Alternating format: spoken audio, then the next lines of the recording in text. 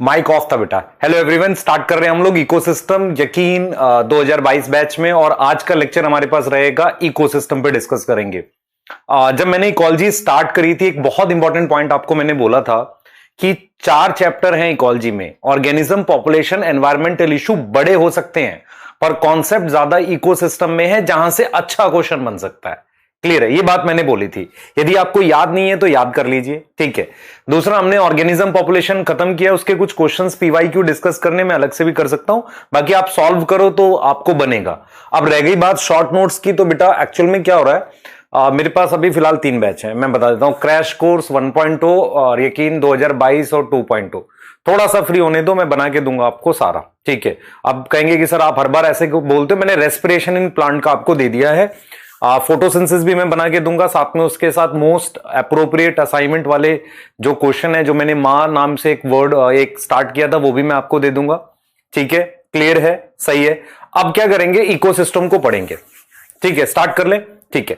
जब हम किसी चैप्टर को पढ़ते हैं तो हमें उसके टॉपिक की आवश्यकता होती है कि मैं कौन से टॉपिक आपको पढ़ाने जा रहा हूं। क्लियर? सबसे पहला टॉपिक जो मैं आपको डिस्कस करूंगा, इकोसिस्टम एग्जैक्टली है क्या, आप किस तरीके से उसे सोच सकते हैं, क्या चीजें आपको याद रखनी है, वो इंपॉर्टेंट है बेटा। मेरी टीचिंग की एक स्पेशल बात ये होती है, जो मुझे हमेशा से फील होता है, मैं एनसीईआरटी कवर कर ले जाता हूं। एज कंपेयर टू किसी और टीचर के कंपैरिजन में मैं एनसीईआरटी ज्यादा कवर कर लेता हूं। और मैं हमेशा से ही मानता हूं कि जब क्वेश्चन आ जाएगा उसके बाद वो टीचर उस टॉपिक को कराएगा, तो आप इस चीज को एक ठीक अप्रोच नहीं हुई ना। जैसे मान लो मैंने dn/dt rn वाला जो टॉपिक है उसको प्रॉपरली जिस तरीके से कराया, वो बहुत कम लोग कराते हैं और मैं बैच में कराता रहा हूं। मैंने आपको ऑर्गेनिज्म पॉपुलेशन के जो नोट्स भेजे थे ना, वो मैंने 2019 बैच में पढ़ाया था। उसके बाद वो क्वेश्चन आया एसिम्प्टोट वाला। तो जो मेरी अपनी इंटरप्रिटेशन है वो अगर सही बैठती है तो अच्छा क्वेश्चन बन जाता है आपसे। तो ये चीज समझो ध्यान से, एक एक्स्ट्रा एज आपको हमेशा मिलेगा। और मैं ये बेटा ऐसा नहीं कि मैं ये साल भर में सिर्फ 2-3 बार ही बोलता हूं ये बात, ऐसा नहीं होगा कि हर लेक्चर में बोल रहा हूं इस बात को, नहीं। क्लियर है? सही है। और मैं अपनी टीचिंग को लेकर बहुत स्पेसिफिक हूं, क्योंकि मुझे यह समझ में आता है कि कई चीजें मैं अवॉइड करता हूं। पहला, मैं बहुत ओवर सिंप्लीफाइड करने की चीजें कोशिश नहीं करता। रीजन क्या है, ओवर सिंप्लीफाइड करने से क्या होता है, मुझे वो सिंपल चीज याद रहती है, पर क्वेश्चन वो एनसीईआरटी की लाइन से भी तो आ रहा है, तो वो आपको कैसे आएगा, आपको खुद से रीड करनी पड़ेगी एनसीईआरटी, ठीक है। तो चलिए स्टार्ट करते हैं लेक्चर को। सबसे पहले इकोसिस्टम में आज हम लोग टाइप ऑफ इकोसिस्टम और प्रोडक्टिविटी नाम के कॉन्सेप्ट की बात करेंगे। एक बहुत अच्छा कॉन्सेप्ट है प्रोडक्टिविटी, इस पे हमारा एक शानदार डिस्कशन रहने वाला है, ठीक है। अब लेक्चर को हम स्टार्ट करेंगे। तो सबसे पहला क्या है बेटा, मैं आपको क्या क्या टॉपिक आज मैं डील करने वाला हूं।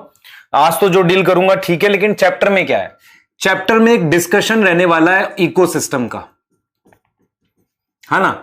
चैप्टर में क्या रहेगा, एक डिस्कशन रहेगा बेटा, किसका, इकोसिस्टम का एक डिस्कशन रहेगा। तो हम उसको डील करेंगे। मैं आपको एक बार जरा टॉपिक्स के बारे में थोड़ा सा ज्ञान दे दूं। दूसरी चीज बेटा, मेरे को बोर्ड पे खुद ही लिखना पसंद होता है। मैं आपको स्लाइड्स वगैरह पहले बहुत ज्यादा लिख के नहीं लाता, क्योंकि मुझे वो समझाने में मदद नहीं आती, मतलब मुझे अच्छा फील नहीं आता आपको पढ़ाने में। मुझे एकदम जैसे बोर्ड की टीचिंग होती है, और ये शायद बहुत कम लोगों को पता होगा, स्लाइड से बोर्ड की टीचिंग पीडब्ल्यू के प्लेटफॉर्म पे सबसे इनिशियल डेज में मैंने स्टार्ट करी थी। मैंने सिर्फ पहला लेक्चर पढ़ाया था पिछले यकीन में, जिसमें मैंने स्लाइड्स यूज करी थी, वो सेल साइकिल और सेल डिवीजन था। दूसरे चैप्टर से मैंने वो सब बंद करा, प्रॉपर बोर्ड पे ऐसे जैसे ऑफलाइन में पढ़ाते हैं वैसा पढ़ाना स्टार्ट किया। आज भी लोग इस चीज को फॉलो करते हैं, और बहुत सारी चीजें बता देता हूं। एनसीईआरटी को स्निप्स की फॉर्म में लगाना और उसको रीड करना, उस वक्त हमने स्टार्ट किया था, उस वक्त, ठीक है। तो ऐसी बहुत सारी चीजें हैं जो बच्चों के लिए करते हैं। और एक लाइन मैंने ड्रॉ करी थी कि मैं बहुत स्ट्रिक्ट रहता हूं कि टीचर्स पेपर ना बनाए एनसीईआरटी के बाहर से। इन चीजों को लेके मैं काफी ज्यादा मतलब सीरियस रहता हूं, क्योंकि मुझे पता है कि आपकी एनसीईआरटी इंपॉर्टेंट आपके एग्जाम को लेके, ठीक है। चलिए आगे चलते हैं, है ना, बात कर लेते हैं फटाफट से। 1 सेकंड दो बस।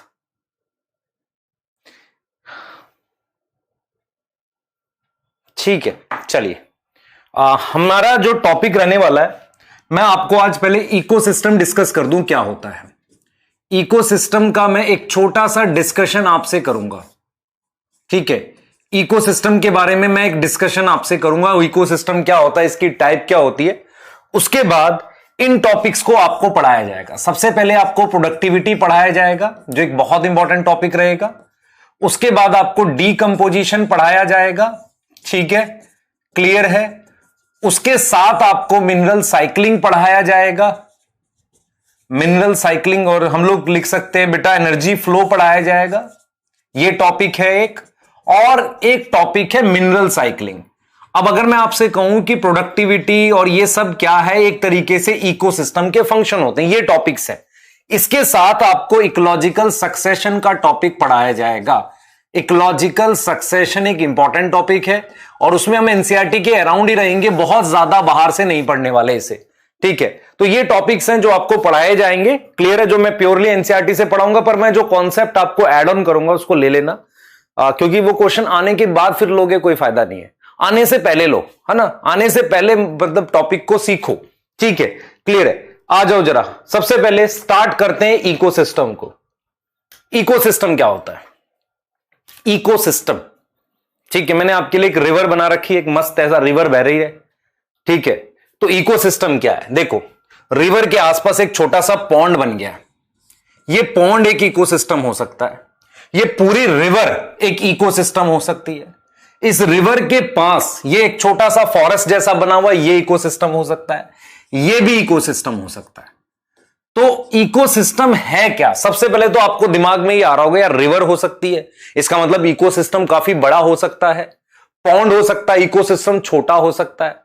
आपके छत पर बारिश हो रही है, मान लो आपने क्या किया, ग्लास रख दिया वहां पर, उस ग्लास में पानी भर गया और वहां पर कुछ लाइफ वाइफ आ गई, तो वो भी एक इकोसिस्टम हो सकता है। तो पहली चीज दिमाग में आई यार, इकोसिस्टम छोटा भी हो सकता है, बड़ा भी हो सकता है। तो कौन सी ऐसी चीज है जो इकोसिस्टम को डिफाइन करेगी? मतलब भाई इकोसिस्टम साइज के हिसाब से तो डिसाइड नहीं हो रहा, रिवर भी हो सकता है, पॉन्ड भी हो सकता है, फॉरेस्ट भी हो सकता है, कोई भी चीज इकोसिस्टम हो सकती है, क्लियर है, कोई भी चीज इकोसिस्टम हो सकती है। तो इकोसिस्टम साइज के हिसाब से डिफाइन नहीं हो रहा, तो इकोसिस्टम एग्जैक्टली है क्या? क्या चीज इकोसिस्टम है? इसको थोड़ा सा मैंने और सोचा, तो मैं आपको यह कह रहा हूं कि इकोसिस्टम एक सेल्फ सस्टेनिंग का मतलब होता है खुद से चलने वाली एक ऐसी यूनिट है, जिसमें वो सारे जरूरी काम जो एक मतलब लाइफ को सस्टेन करने के लिए, मतलब बहुत सारी चीजों को जिंदा रखने के लिए जरूरी होते हैं। थोड़ा सा अजीब लगा, फिर सुनो ध्यान से। मान लो आपके पास एक गांव है, उस गांव में खेती हो रही है, खाना बन रहा है, छोटी मार्केट है, सामान बिक भी रहा है, ठीक है, लोग रह रहे हैं, सारी कुछ उस गांव में हो रहा है। तो वो गांव में लोग बाहर से आते तो हैं, जाते भी हैं, लेकिन गांव एक सेल्फ सस्टेनिंग यूनिट है, उसको खाने के लिए किसी दूसरे पे निर्भर नहीं होना पड़ रहा। लोग आ जा रहे हैं वो एक अलग चीज है, पर किसी पे निर्भर नहीं होना पड़ रहा। तो इकोसिस्टम क्या होता है? एक ऐसी यूनिट होती है जिसके अंदर सभी प्रकार का काम अपने आप से हो सके। तो इकोसिस्टम एक फंक्शनल यूनिट होती है। फंक्शनल यूनिट मतलब काम करती हुई एक यूनिट होती है। किसकी यूनिट हो सकती है? किसी भी चीज की।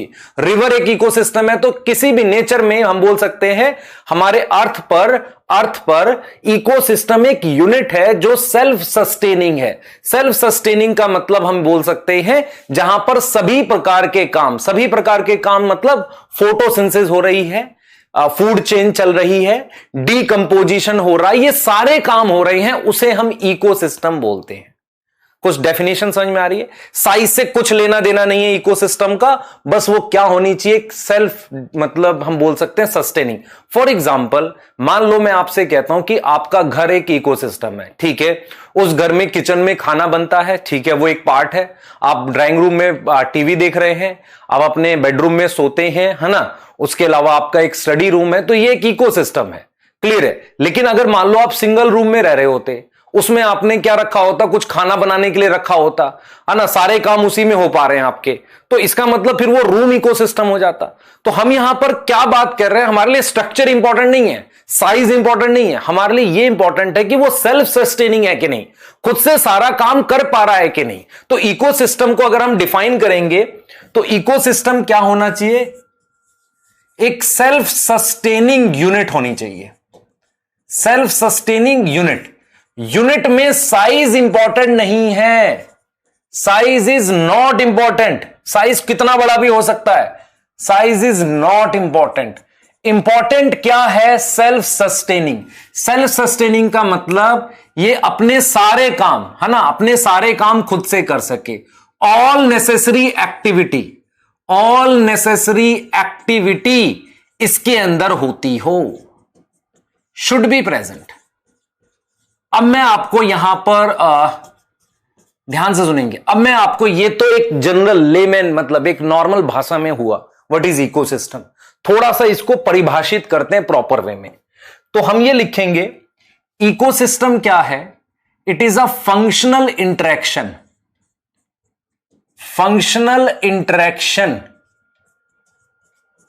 Between biotic and abiotic component.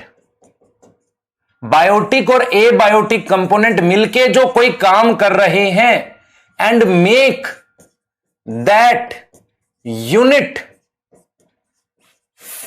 Self sustaining. मतलब क्या हुआ, इकोसिस्टम एक ऐसी यूनिट है जिसमें बायोटिक, बायोटिक मतलब हो गया मान लो प्लांट, लाइट फोटोसिंथेसिस करवा रहा है, दैट इज लाइट जो है उस पर पड़ रही है।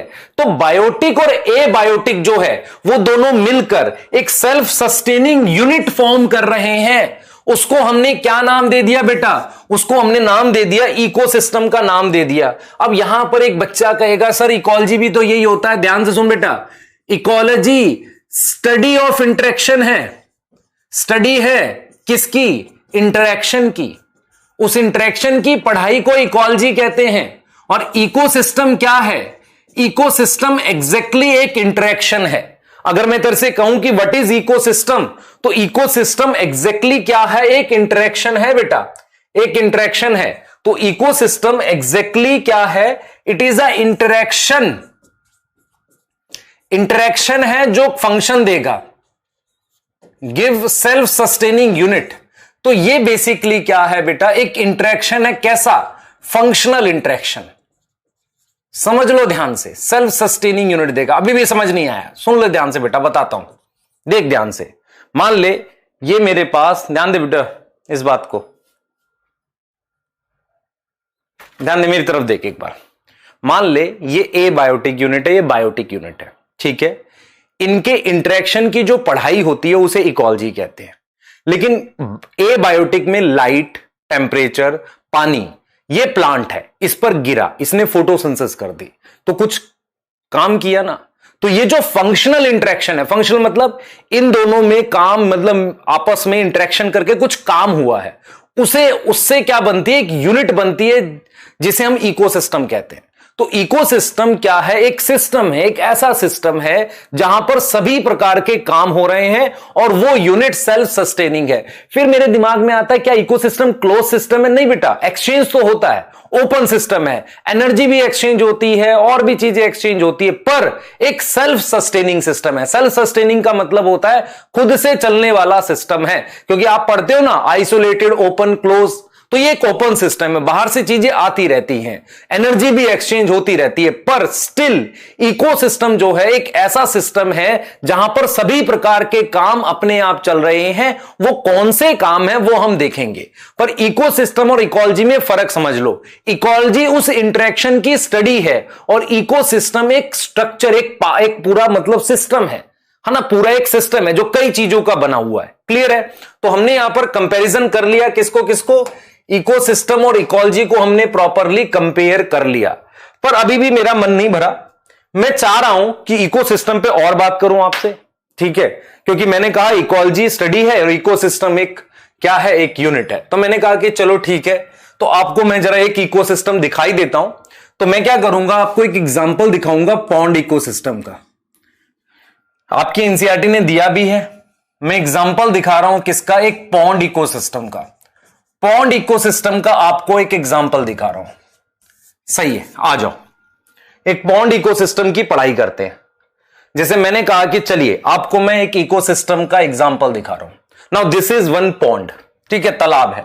हरियाणा में इसे जोहड़ कहते हैं हम, जोहड़ है ना, जोहड़ कहते हैं, ठीक है। इसमें भैंस नहाती है, मजे आते हैं भैंस को, ठीक है, हाँ मस्त है, तुम भी कोई लोग नहा सकते हैं भैंस की तरीके से, ठीक है। नहीं पढ़ोगे तो तुम भैंस की तरह से ही नहाओगे ना, पढ़ाई पे ध्यान दो, ठीक है, ध्यान दो। अब ये एक पॉन्ड है, ठीक है। अब सबसे पहले मैं एक इकोसिस्टम की बात करता हूं, दिस इज वन इकोसिस्टम। तो किसी भी इकोसिस्टम का अपना एक स्ट्रक्चर होता है। जैसे मान लो मैं कहता हूं ये तुम्हारा घर है, वो एक इकोसिस्टम है। तो उस इकोसिस्टम में क्या है, समझो ध्यान से बेटा, एक एक बिल्डिंग घर कब बनती है? जब उसमें लोग रहते हैं ना, कितनी डीप बात है। एक पॉन्ड इकोसिस्टम कब बनता है? जब उसमें बायोटिक और एबायोटिक कंपोनेंट होते हैं। तो किसी भी इकोसिस्टम का हमारे पास, जैसे हमने एग्जांपल लिया, पॉन्ड जो है एक शैलो वाटर का इकोसिस्टम है। शैलो वाटर होता है कम गहरा, शैलो वाटर का इकोसिस्टम है, ठीक है। तो उसमें मेरे पास हम सबसे पहले बात करेंगे उसके स्ट्रक्चरल कंपोनेंट की। स्ट्रक्चरल मतलब उसमें क्या क्या स्ट्रक्चर है। तो हर इकोसिस्टम का अपना एक स्ट्रक्चरल कंपोनेंट होता है। तो स्ट्रक्चरल कंपोनेंट में दो चीजें होंगी, मतलब इसमें दो चीजें होंगी। पहला होगा इसमें एबायोटिक कंपोनेंट। एबायोटिक का मतलब होता है नॉन लिविंग। तो एबायोटिक में क्या क्या आ जाएगा, जरा दिमाग लगाएं। एबायोटिक में क्या क्या आएगा? सबसे पहले आ जाएगा एबायोटिक में पानी। पानी तो है ही, पानी के साथ डिसॉल्व सॉल्ट है, पानी में घुले हुए डिसॉल्व सॉल्ट हैं। उसके अलावा लाइट आ रही है, उसमें लाइट आ रही है, हां सर। ऑक्सीजन है उसमें, क्लियर है बेटा, ऑक्सीजन है। पानी में लाइट की वजह से अपना कुछ एक टेम्परेचर है और कुछ सीजनल वेरिएशंस हैं। ये सब जो है मिलके अपना एक एबायोटिक सिस्टम बना रहे हैं, है ना, एक एबायोटिक सिस्टम बना रहे हैं। नॉन लिविंग बातें हैं पॉन्ड की। फिर मेरे पास इसमें एक बायोटिक कंपोनेंट होगा। सर बायोटिक क्या होगा? भाई बायोटिक मतलब लिविंग है। तो पॉन्ड में लिविंग कौन होगा बेटा? पॉन्ड में लिविंग कौन होगा, इस चीज को समझें ध्यान से। पॉन्ड में लिविंग कौन होगा ये हमें समझना है। ये हमें समझना है कि पॉन्ड में लिविंग कौन होगा। मुझे बस 1 मिनट देना बेटा, 1 सेकंड देना।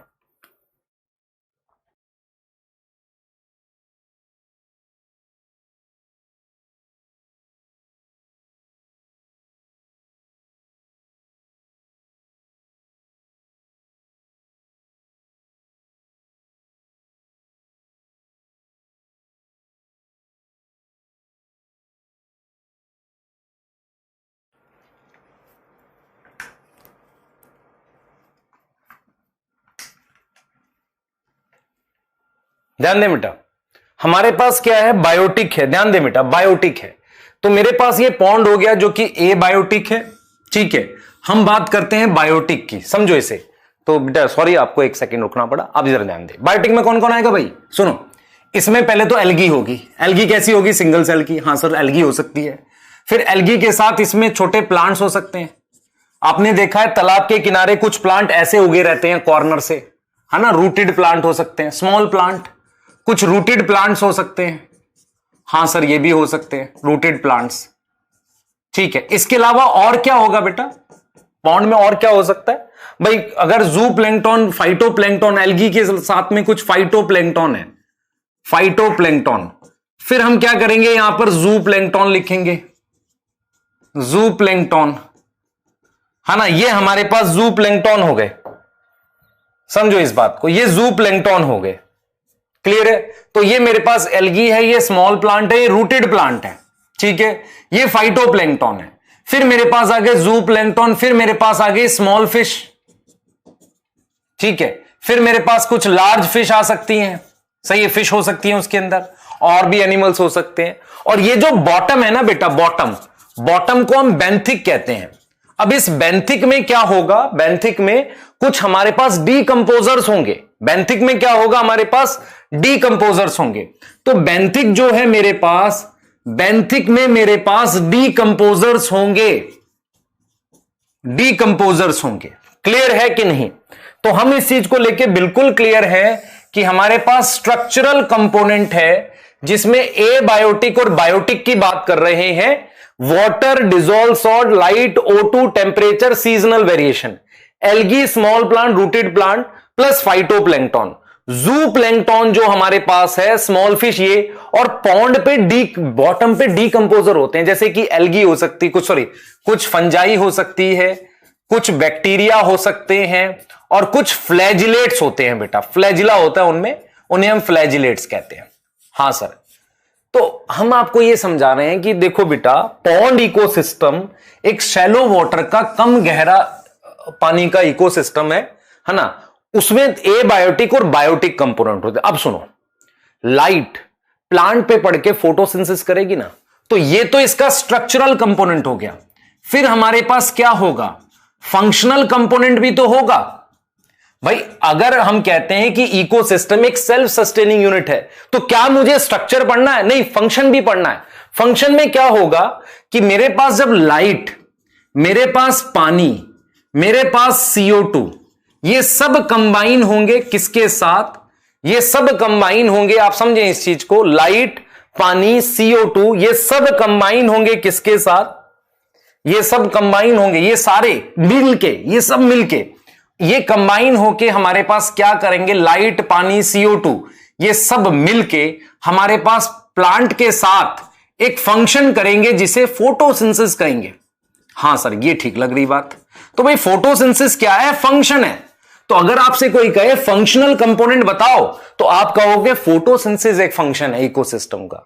हां सर, उसके अलावा और कोई हो सकता? भाई खाना बनेगा, मत मुझे बताओ जरा, खाना बनेगा तो क्या होगा? खाया जाएगा। आपके किचन में खाना बनता है तो खाते हैं ना?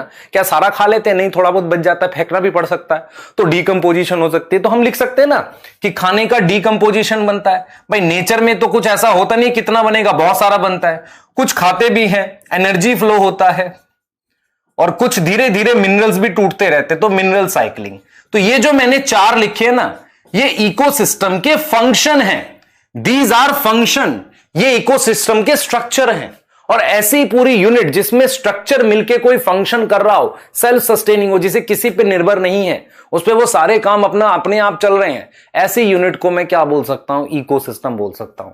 जैसे कि मान लो आपने ग्लास में ऊपर एक ग्लास छोड़ा था ना, आप कभी शायरी लिखते हुए, पानी पीते हुए, वाह एक ग्लास छोड़ाए थे पानी का, वो वहीं पड़ा था, मम्मी को पता चलेगा चप्पल से सूतेगी तुम्हें, है ना, ऊपर ग्लास छोड़ के आ रखे हो छत पे, ठीक है। तो जो ग्लास तुम्हारे पास वहां छूटा हुआ था, वो ग्लास जो है बेटा, अगर वो पानी से भर जाता है, ठीक है, बारिश के पानी से, उसमें कुछ फाइटोप्लैंक्टन, कुछ इंसेक्ट आ जाते हैं, कुछ डीकंपोजर, थोड़ी एल्गी लग जाती है, गंदा पानी इकट्ठा हो गया, कुछ उसमें फोटोसिंथेसिस वगैरह भी चलने लगी, वो भी एक इकोसिस्टम होता है। पर इकोसिस्टम में सिर्फ स्ट्रक्चर नहीं चाहिए, सिर्फ स्ट्रक्चर नहीं चाहिए, फंक्शन भी चाहिए। आ रहा है समझ? क्लियर है कि नहीं बेटा? ठीक है, क्लियर है कि नहीं बताओ? सही है, चलिए आगे की कहानी स्टार्ट करते हैं। तो इसका मतलब जब हम किसी इकोसिस्टम के फीचर की बात करेंगे, कि किसी भी इकोसिस्टम के जब हम फीचर की बात करते हैं, तो उसमें सबसे पहले हमारे पास स्ट्रक्चरल कंपोनेंट होते हैं। किसी भी इकोसिस्टम में उसमें दोनों तरह के कंपोनेंट आते हैं, एबायोटिक और बायोटिक, दोनों तरह के कंपोनेंट आते हैं। एबायोटिक मतलब नॉन लिविंग और बायोटिक मतलब लिविंग। ये दोनों कंपोनेंट जो हैं वो स्ट्रक्चरल कंपोनेंट कहलाते हैं। सही है सर? जब हम बात करते हैं फंक्शनल कंपोनेंट की, फंक्शनल कंपोनेंट का मतलब क्या हुआ कि जो एबायोटिक है इंटरेक्ट करते हैं किसके साथ? Interact with biotic to give, क्या देंगे? एबायोटिक इंटरेक्ट कर रहा है किसके साथ? एबायोटिक इंटरेक्ट कर रहा है किसके साथ? बायोटिक के साथ। टू गिव क्या देगा भाई? सोचो, फंक्शनल कंपोनेंट की बात कर रहे हैं, abiotic interact with biotic to give functions like, किस प्रकार के फंक्शंस? ए, फोटोसिंथेसिस। हम इकोलॉजी में फोटोसिंथेसिस ना लिख के क्या लिखते हैं? प्रोडक्टिविटी, क्योंकि हमारा मेन मकसद यह होता है कि हम फोटोसिंथेसिस की बात ना करें, हम बात करें कितना खाना बना, प्रोडक्टिविटी। बी, हम लिखेंगे क्या? प्रोडक्टिविटी के बाद हम लिखेंगे डीकंपोजिशन। सी, हम लिखेंगे एनर्जी फ्लो।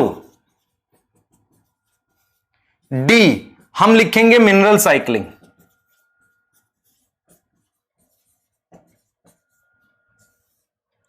क्लियर? यहां तक समझे ध्यान से। तो यह चीज आपको क्लियर होनी चाहिए कि एबायोटिक इंटरेक्ट करता है बायोटिक के साथ टू गिव फंक्शंस, क्या करने के लिए? फंक्शंस करने के लिए। यह चीज समझे ध्यान से, फंक्शंस करने के लिए वो क्या करता है? एबायोटिक को इंटरेक्ट करता है किसके साथ? बायोटिक के साथ। क्लियर है कि नहीं बताओ? सही है, ठीक है। तो ये हो गए हमारे पास 4 फंक्शन। आ जाओ, स्ट्रैटिफिकेशन क्या होता है? स्ट्रैटिफिकेशन का हिंदी अनुवाद है परत, लेयर। लेयर, जब हम किसी इकोसिस्टम को देखते हैं, खासकर किसी ट्रॉपिकल फॉरेस्ट को, देखो मुझे क्या दिखता है, ध्यान से देखना। मेरे पास ये एक फॉरेस्ट है, ठीक है।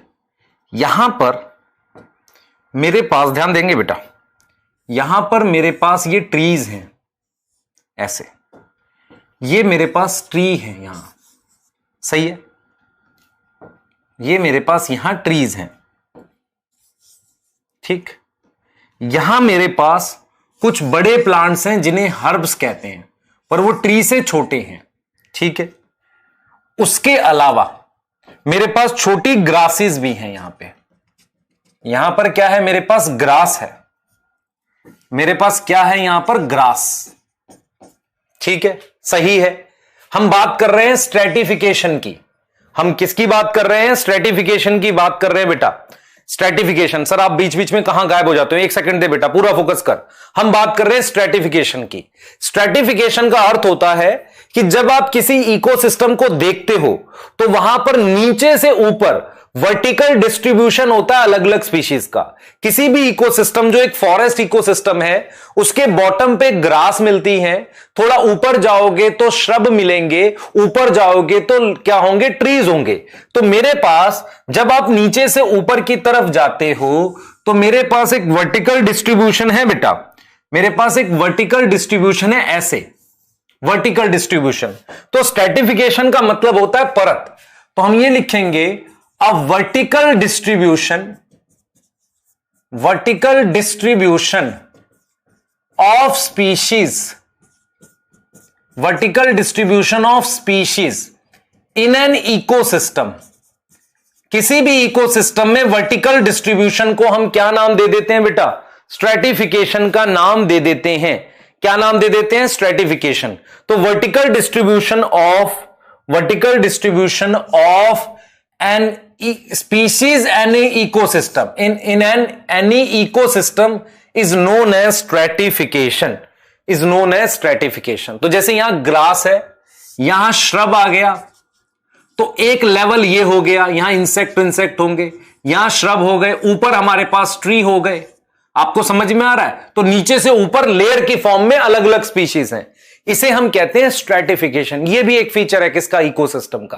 तो इकोसिस्टम में स्ट्रक्चरल कंपोनेंट होते हैं, फिर हम फंक्शनल कंपोनेंट होते हैं, और फिर मुझे क्या दिखती है, स्ट्रेटिफिकेशन दिखती है।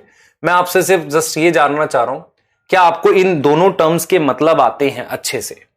स्टैंडिंग क्रॉप और स्टैंडिंग स्टेट, ये आगे बताना चाहिए पर मैं यहां भी बताऊंगा आपको। ये स्टैंडिंग क्रॉप और स्टेट, क्रॉप सुन लो ध्यान से क्या होता है। मैंने आपके लिए ये एक इकोसिस्टम बना दिया, this is one ecosystem.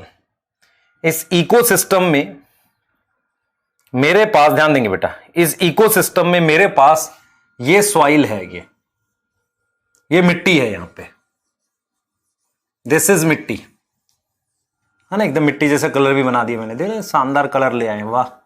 This is soil, ठीक है। यहां पर मेरे पास प्लांट्स हैं, उनकी अपना रूट वूट भी होगी, दिस इज प्लांट।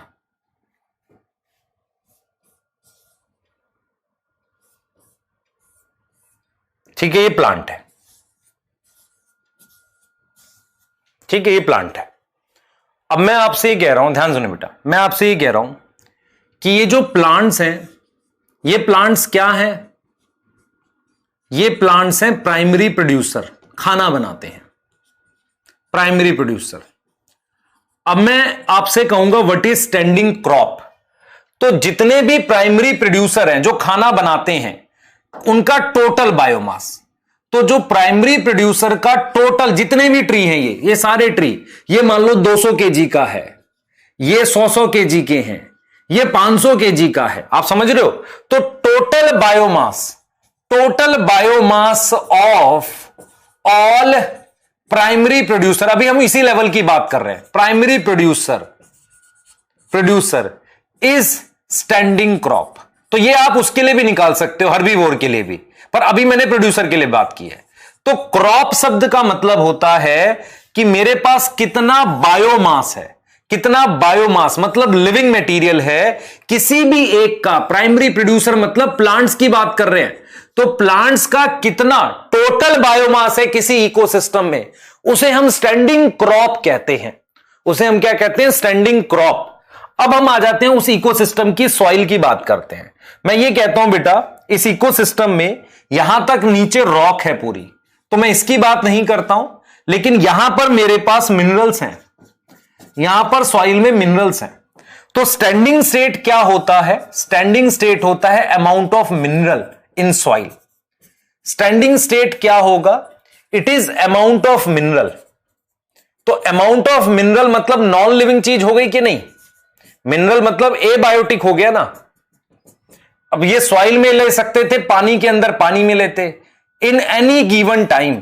तो किसी भी गिवन टाइम में आप समझो इस बात को, किसी भी गिवन टाइम में अगर मैं मिनरल्स के अमाउंट की बात करता हूं तो उसे मैं नाम देता हूं स्टैंडिंग स्टेट। क्या नाम दूंगा भैया? Standing state. It is amount of mineral abiotic in soil any given time. किसी भी गिवन टाइम में, किसी भी समय पर अमाउंट ऑफ मिनरल कितना है, उसे हमने क्या नाम दे दिया? स्टैंडिंग स्टेट का नाम दे दिया। तो क्रॉप और स्टेट समझ में आया? क्रॉप मतलब सारे लिविंग प्लांट्स ले लो, एक ट्रॉफिक लेवल का लेते हैं नॉर्मली। ट्रॉफिक लेवल मतलब कि भाई प्रोड्यूसर है, कंज्यूमर है, तो किसी भी एरिया मतलब इकोसिस्टम के सारे प्लांट्स ले लो, ठीक है, सारे ट्री हर्ब्स वगैरह मिला लो, उनका कितना बायोमास है, that is standing crop. Soil के अंदर कितने मिनरल्स हैं, दैट इज स्टैंडिंग स्टेट। सही है। आपसे अगर पूछा जाए स्टैंडिंग क्रॉप किससे अफेक्ट होगी? फोटोसिंथेसिस से, प्रोडक्टिविटी से। स्टैंडिंग स्टेट किससे अफेक्ट होगी? डीकंपोजिशन से, है ना? आ रही है कुछ समझ? दिस इज सॉइल, है ना? ये सॉइल है बेटा। सही है। क्रॉप और स्टेट समझ में आया कि नहीं बताओ? आगे चलें, आ जाओ। अब हम आपको पढ़ाएंगे टाइप ऑफ इकोसिस्टम, जो आपकी एनसीईआरटी में भी दे रखा है। हम कह सकते हैं कि इकोसिस्टम का साइज कुछ भी हो सकता है। Size of ecosystem can B variable. बस वो क्या होना चाहिए? सेल्फ सस्टेनिंग होना चाहिए। Can be variable,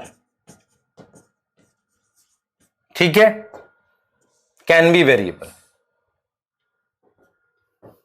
clear? तो हमारे पास ध्यान देंगे ऑन द बेसिस ऑफ, हम साइज की बात कर रहे हैं, हम साइज की बात कर रहे हैं, इस चीज को समझें आप सभी लोग। तो हम कह रहे हैं कि size of ecosystem can B variable, काफी ज्यादा वेरी कर सकता है। आप समझो इस बात को, साइज वेरी कर सकता है, छोटे से छोटा हो सकता है तो, और बड़े से बड़ा। तो हमने यहां पर लिखा मेगा इकोसिस्टम, फिर मैक्रो लिखा, फिर माइक्रो इकोसिस्टम लिखा, और फिर मैंने नैनो लिख दिया। अब देखो बेटा, मेगा इकोसिस्टम में आप लिख दो एक बड़ा सा ओशियन, एक बहुत बड़ा ओशियन। मैक्रो में लिख दो मान लो रिवर, ठीक है। माइक्रो में लिख दो पॉन्ड, और मान लो आपके घर के आसपास कोई छोटा सा गड्ढा है जहां इकोसिस्टम बन गया, स्मॉल डिचेस करके ऐसे करके लिख दो, है ना। तो साइज वेरिएबल हो सकता है पर सेल्फ सस्टेनिंग होना चाहिए। तो टाइप ऑफ इकोसिस्टम पहला है on the basis of size. अब दूसरा मेरे पास, क्या इकोसिस्टम कंप्लीट और इनकंप्लीट भी हो सकते हैं? हां सर, हो सकते हैं। कंप्लीट इकोसिस्टम क्या होता है बेटा? कि जिसमें सारे कंपोनेंट हो, मतलब ऑल कंपोनेंट प्रेजेंट। अच्छा सर, आप कह रहे हो एक तरफ सेल्फ सस्टेनिंग है तो इनकंप्लीट को इकोसिस्टम क्यों मान रहे हो? मान लेते हैं बेटा। तो all component should be present, should be present, सारे कंपोनेंट हो, स्ट्रक्चरल फंक्शनल, तो उसको हम कंप्लीट बोल देते हैं। स्ट्रक्चरल फंक्शनल अगर सारे कंपोनेंट हैं तो उसको हम क्या बोल देते हैं? कंप्लीट बोल देते हैं, ठीक है। उसको हमने कंप्लीट बोल दिया ना। व्हाट इज इनकंप्लीट इकोसिस्टम, ये भी हमारे दिमाग में आएगा। तो इनकंप्लीट का एग्जांपल है जैसे डीप सी। डीप सी में लाइट नहीं पहुंचती, है ना, तो वहां प्राइमरी प्रोड्यूसर नहीं होते, खाना ऊपर से ही आता है। ऊपर से मतलब ओशियन में ऊपर से नीचे की तरफ आएगा, प्राइमरी प्रोड्यूसर एब्सेंट है। क्लियर है? तो डीप सी एक तरीके का कैसा इकोसिस्टम हो गया? इनकंप्लीट। तो नॉर्मली आपको समझ में आना चाहिए भाई, इकोसिस्टम कंप्लीट और इनकंप्लीट भी हो सकते हैं, ठीक है। ये एक एक वैसे नॉर्मली हम जब तक कंप्लीट नहीं होता डिफाइन नहीं करते, पर हम ऐसा मान लेते हैं कि उसे हम कंप्लीट और इनकंप्लीट दोनों में हम लिख सकते हैं। इसके अलावा हमारे पास मैन मेड और नेचुरल इकोसिस्टम भी होता है। Know what is man made? Man made भाई, मैन मेड में आ गया एक्वेरियम, और एक्वेरियम में भी खाना बाहर से डालना पड़ता है, इनकम्प्लीट ही होता है ये भाई। मछली को खाना बाहर से डालोगे ना। उसके अलावा गार्डन, आपने जो गार्डन बनाया, एग्रीकल्चरल फील्ड, ये सब मैन मेड इकोसिस्टम है। सही है। नेचुरल में कौन आ जाएगा बेटा? फॉरेस्ट, डेजर्ट, ठीक है, ये सब। अब इसमें क्या आ जाएगा बेटा? इसमें भी मैं दो पार्ट डिवाइड कर सकता हूं, इसमें भी मैं दो पार्ट डिवाइड कर सकता हूं, नेचुरल में भी। एक लिख सकता हूं टेरेस्ट्रियल, टेरेस्ट्रियल मतलब जमीन। तो जमीन में आपको कौन कौन से इकोसिस्टम मिलेंगे? डेजर्ट मिल जाएगा, हां सर, मरुस्थल desert, tropical forest, temperate forest, grassland को सवाना कह देते हैं, ठीक है, टुंड्रा एक हो गया। ये सब टेरेस्ट्रियल हैं। एक्वेटिक में क्या आ जाएगा बेटा? टेम्परेट ओशियन, ओशियन आ जाएंगे ना,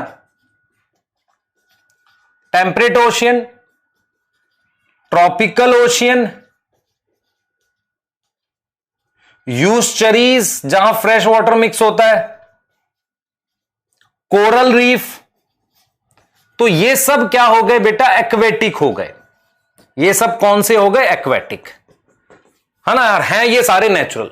तो on the basis of size कर सकते हैं, कंप्लीट इनकंप्लीट के बेस पे कर सकते हैं, on the basis of man made natural, natural में भी टेरेस्ट्रियल, और हम लोग एक्वेटिक इकोसिस्टम में चीजों को बांट सकते हैं। क्या यहां तक कोई डाउट है कि नहीं? बताओ। तो अब एक बार हम जरा एनसीईआरटी देवता को पढ़ाई करेंगे और जानेंगे कि वो हमसे क्या कहा उन्होंने। आ जाओ, ठीक है। वो सारी इंपॉर्टेंट लाइनें जो आपके लिए जरूरी हैं, उन पे एक बार बातचीत करनी हमें जरूरी है।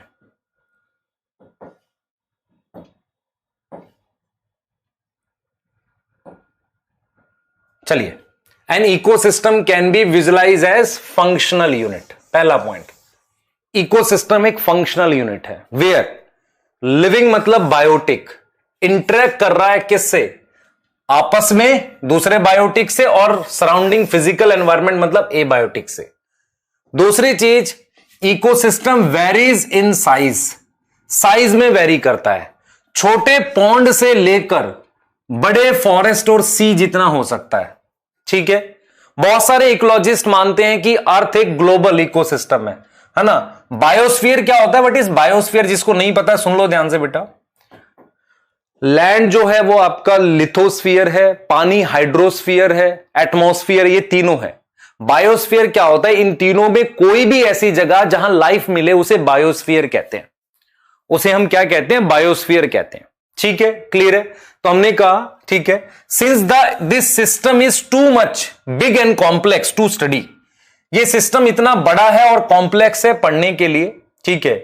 It is convenient to divide into two basic categories, namely the terrestrial and aquatic.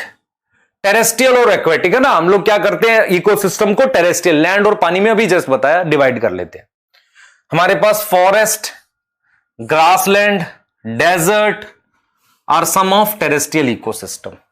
यूस्चरी देखो, पॉन्ड, लेक, है ना, वेटलैंड पता होना चाहिए जहां पे दलदली एरिया होता है, रिवर। यूस्चरीज दे आर कौन सा? Aquatic ecosystem. उसके अलावा आप देखो जरा, क्रॉप फील्ड और एक्वेरियम मैन मेड है ना। तो मैन मेड और नेचुरल में भी हम डिवाइड कर सकते हैं। आगे की कहानी, we will first look the structure of ecosystem. अगर हम स्ट्रक्चर की बात करते हैं, ठीक है, तो हमारे पास उसमें क्या आती है बेटा? इकोसिस्टम के बाद हम लोग फंक्शन में भी देख सकते हैं, प्रोडक्टिविटी, एनर्जी फ्लो, ये सब आता है, क्लियर है ना। और उसमें ये साइकिल्स, चेन्स, वेब, ये सब बनता है। मतलब हम ये कह रहे हैं कि स्ट्रक्चरल और फंक्शनल कंपोनेंट होते हैं। अब बात कर रहा है इकोसिस्टम के स्ट्रक्चर की और फंक्शन की। देखें, स्ट्रक्चर और फंक्शन की, ठीक है। तो हमने कहा था कि चैप्टर 13 में आपने बायोटिक और एबायोटिक पढ़े थे। इंडिविजुअल बायोटिक, एबायोटिक एक दूसरे को अफेक्ट करते हैं, ठीक है। तो इंटरेक्शन ऑफ बायोटिक और एबायोटिक, ठीक है, result in a physical structure. भाई बायोटिक और एबायोटिक मिलकर स्ट्रक्चर बताते हैं, तो ये स्ट्रक्चरल कंपोनेंट हो गया। यहां तक समझ में आ रही है? अब देखो इसने क्या बोला है, vertical distribution of different species occupying different level is called stratification, है ना। ट्री टॉप पर है, श्रब नीचे हैं, ऐसे चीजें बात कर रहा है। ठीक है, अब देखो ये कौन से कंपोनेंट है, फंक्शनल कंपोनेंट है। फंक्शन वाले में प्रोडक्टिविटी ये 4 आ गए। ठीक है, फिर इसने कहा to understand the ethos, ethos मतलब किसी इकोसिस्टम की आत्मा, भावना को समझने के लिए आपको एक एग्जांपल लेना पड़ेगा। किसका? पॉन्ड इकोसिस्टम का। ठीक है, पॉन्ड इकोसिस्टम का उदाहरण ले लो। It is a fairly self sustainable unit, ये डेफिनेशन में आना चाहिए। सेल्फ सस्टेनेबल यूनिट है, सिंपल है, लेकिन एक कॉम्प्लेक्स चीजें, मतलब पॉन्ड इकोसिस्टम एक सिंपल इकोसिस्टम है, बट बहुत कॉम्प्लेक्स इंटरेक्शन ये एक्सप्लेन कर सकता है। बहुत बढ़िया। Pond is a shallow water. बेटा शैलो वाटर मतलब कम गहरा, उसमें लाइट जाती है फिर। ठीक है, 4 बेसिक कंपोनेंट है, जैसे पानी है उसमें, देख रहे हो, मतलब इन चारों को एक्सप्लेन करने के लिए पॉन्ड इकोसिस्टम एक बढ़िया है। यही 4 बेसिक कंपोनेंट को एक्सप्लेन करने के लिए पानी है, डिजोल्व सॉल्ट है, सॉइल है वहां पर बॉटम पे, है ना, और क्या है, लाइट आती है, ये एबायोटिक फैक्टर है। टेम्परेचर, डे लेंथ, क्लाइमेटिक, ये सब बेटा एबायोटिक हो गए। उसके अलावा phytoplankton, algae, floating and marginal plant. Marginal समझ में आता है, जो साइड में बताए थे ना, वो सब है।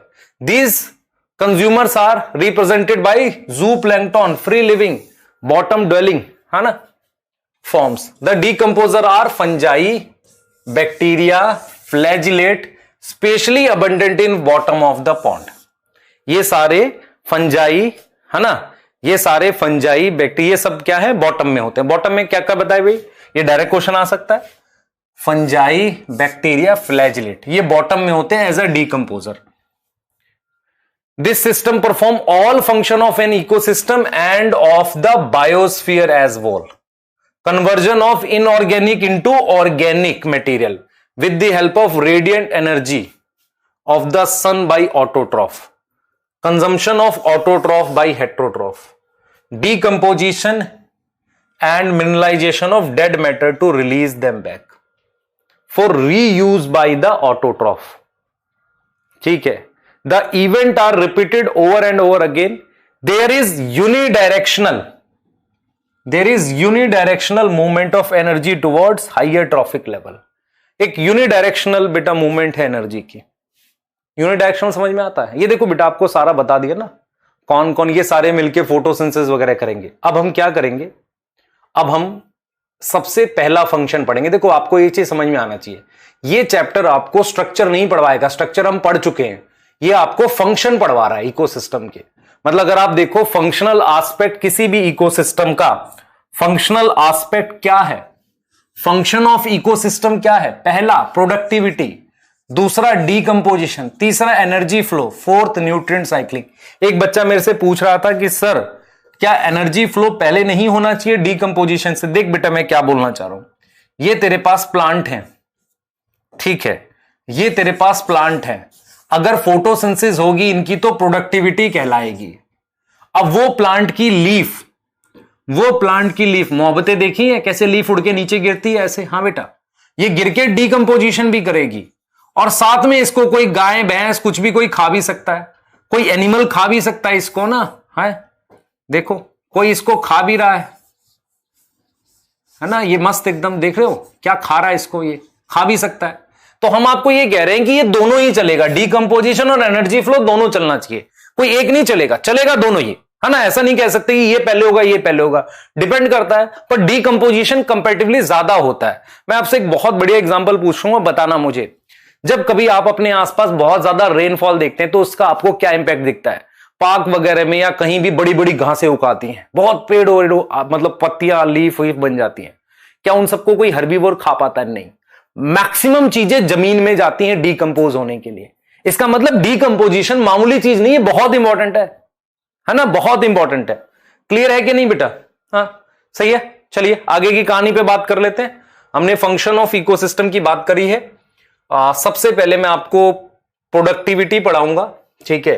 प्रोडक्टिविटी क्या होता है उसको समझेंगे, पर सबसे पहले आपको प्राइमरी प्रोडक्शन, इसमें दो टर्म्स हैं जिन पे हमारा फोकस रहेगा।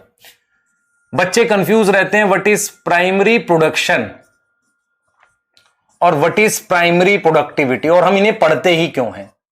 प्राइमरी प्रोडक्शन और प्राइमरी प्रोडक्टिविटी ये दो टर्म्स हैं जो हम मतलब पढ़ते हैं, ठीक है, क्लियर है, हाँ सही है, ठीक।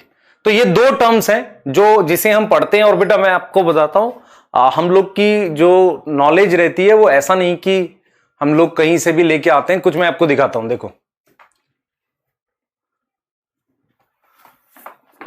देखो इकोलॉजी की एक प्रॉपर बुक हम लोग मतलब रेफर करते हैं, ओडम नाम है, ODUM। आप किसी भी अच्छी मतलब यूनिवर्सिटीज में ये बुक्स चलती हैं। तो हम लोग ऐसा होता है कि नॉलेज जो इकोलॉजी की बिल्डअप करते हैं वो कॉन्सेप्ट्स के थ्रू बनाते हैं। ऐसा नहीं है कि सिर्फ हमने क्या नाम है इंडियन ऑथर की कोई नॉर्मल जो बुक्स चलती है किसी के पैकेज की इंफॉर्मेशन होती है। इसलिए आपको क्या होता है, नॉर्मली मेरे लिखाए हुए नोट्स आपके किसी भी कोचिंग के नोट से मैच नहीं करते, वो अलग ही होते हैं। रीजन ये है क्योंकि मैं किसी को फॉलो ही नहीं कर रहा होता हूं। हाँ ये हो सकता है कि अब मेरे से मैच करें आपके काफी सारे लोगों के नोट्स, वो एक अलग चीज हो सकती है। मैं फिर बोल रहा हूं कि मेरी अपनी समझ है चीजों की जिसको मैं धीरे धीरे बुक्स के थ्रू डेवलप करता हूं, अपने आप नहीं बनाता, ठीक है। और वो भी वो वाली बुक्स जो अच्छे लेवल पर यूनिवर्सिटीज में जिनसे एनसीईआरटी की लाइनें बनी हुई है वहां से चीजों को लाना होता है बेटा हमें, क्लियर है, वहां से चीजों को हम लेकर आते हैं। तो आपको ये क्लियर होगा, ये मैं बताऊंगा भी कभी आपको कि हम कहां से लाते हैं चीजें, ठीक है, और भी चीजें बताएंगे। अब आ जाओ जरा, देखो हमने यहां पर लिखा प्राइमरी प्रोडक्शन, हमने यहां लिखा प्राइमरी प्रोडक्टिविटी, ठीक है, इन दोनों को समझाऊंगा।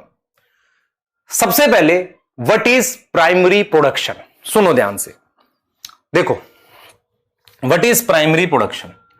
आपके पास ये एक इकोसिस्टम है, ये एक इकोसिस्टम है, ठीक है, ये हमारे पास क्या है, एक इकोसिस्टम है। ध्यान देना बेटा, हमारे पास ये एक इकोसिस्टम है, ठीक है। इसमें मेरे पास जो ट्रीज है उनका जो बायोमास है वो मान लो 10,000 kg है। यहां पर जो भी ट्री है, प्लांट है, मैं ट्री ना लिख के, देखो अगर मैं ट्री लिखूंगा तो एक सिंगल चीज हो जाती है, लेकिन अगर मैं प्राइमरी प्रोड्यूसर लिख देता हूं तो घास भी आ जाएगी, इसमें हर्ब भी आ जाएंगे, श्रब भी आ जाएंगे।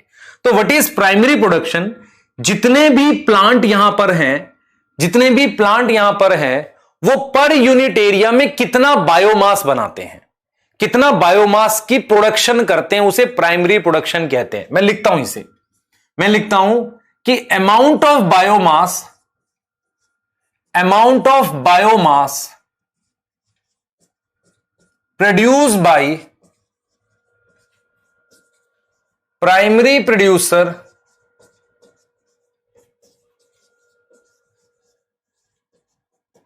इन गिवन टाइम। समझो इस चीज को, तो प्राइमरी प्रोडक्शन क्या है हमारे पास, it is amount of biomass produce by primary producer in given time, clear है, इन गिवन टाइम। तो इसको हम क्या बोलते हैं, इसको हम प्राइमरी प्रोडक्शन बोलते हैं, प्राइमरी प्रोडक्शन बोलते हैं। तो इसे हम क्लियरली इस चीज को समझ रहे हैं कि amount of biomass produce by primary producer in given time, किसी भी गिवन टाइम में हमारे पास कितना बायोमास बना उसको हम प्राइमरी प्रोड्यूसर का नाम देते हैं। समझो, सॉरी, उसको हम प्राइमरी प्रोडक्शन का नाम देते हैं। सर ये मजा नहीं आया, फिर सुन ध्यान से, देख देख इधर समझ। मान ले तेरे पास ये पूरा एक इकोसिस्टम है, तूने इतना एरिया ले लिया, ठीक है बेटा, देख ध्यान से देख, तूने इतना एरिया ले लिया, ये मान ले 1 मीटर स्क्वायर है। यहां पर जितने भी प्लांट थे उनका वेट 100 kg या 10 kg था, ठीक है। सेम एरिया में उन्हें देखा कुछ टाइम के बाद, ठीक है, उतने एरिया में अब वो 15 kg हो गया, कितने में, 1 मीटर स्क्वायर में। तो प्राइमरी प्रोडक्शन कितना हो गया, समझ ध्यान से बेटा, मैंने पर यूनिट एरिया लिखा है, मैंने क्या लिखा है, गिवन टाइम लिखा नहीं बेटा, मुझे primary producer in per unit area, per unit area in given time, समझो। तो मैं आपको कह रहा हूं कि भाई देखो भैया, ये छोड़ दो इस वाले डाटा को, इतना बड़ा इकोसिस्टम है, आपने इतना बड़ा एरिया ले लिया, इस इतने बड़े एरिया को आपने नाम दिया 1 मीटर स्क्वायर, 1 मीटर स्क्वायर जिसे हम 10 केजी कह रहे हैं, ठीक है। अब मेरे पास ये जो है 1 मीटर स्क्वायर जिसे मैं 15 केजी कह रहा हूं, ये 10 केजी से बढ़ के ये 15 केजी हो गया। तो प्राइमरी प्रोडक्शन कितना हो गया? 15 केजी नहीं हुआ, 15 केजी माइनस 10 केजी। ये वो बायोमास है जो बना है, ये वो बायोमास है जो बना है, प्रोड्यूस हुआ है। और ये किसमें निकाला हमने? इन केजी में निकाला। किसमें? Per unit area. Per unit area का मतलब मैंने मीटर स्क्वायर में लिखा है इसे। तो what is primary production? It is amount. Amount मतलब कितना मात्रा में बायोमास बना एक यूनिट एरिया में। तो अगर मैं आपसे कहूं इसकी यूनिट बताओ, तो इसकी यूनिट दो चीज में होती है। एक होती है किलो कैलोरी पर मीटर स्क्वायर में, एक हो सकती है केजी पर मीटर स्क्वायर। आप समझ लो ध्यान से। इसका मतलब आपको समझ में आ रहा है कि दो तरह की यूनिट हो सकती है, एक तो एनर्जी की हो सकती है, दूसरी मास की हो सकती है, बायोमास की हो सकती है। तो हम दो तरह की यूनिट यूज करते हैं, एनर्जी वाली भी कर सकते हैं, बायोमास वाली भी कर सकते हैं। तो हमने यहां पर बिल्कुल क्लियर किया आपको कि what is primary production? It is amount of biomass, it is amount of biomass produce, कि कितना बायोमास बना है केजी में, कितना बायोमास बना है केजी में पर मीटर स्क्वायर। पर मीटर स्क्वायर बायोमास कितना बना है केजी में। क्या आपको यह समझ में आ रहा है? बताओ जल्दी से बेटा।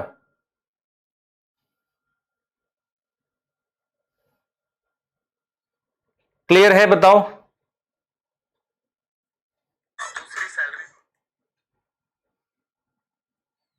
क्लियर है?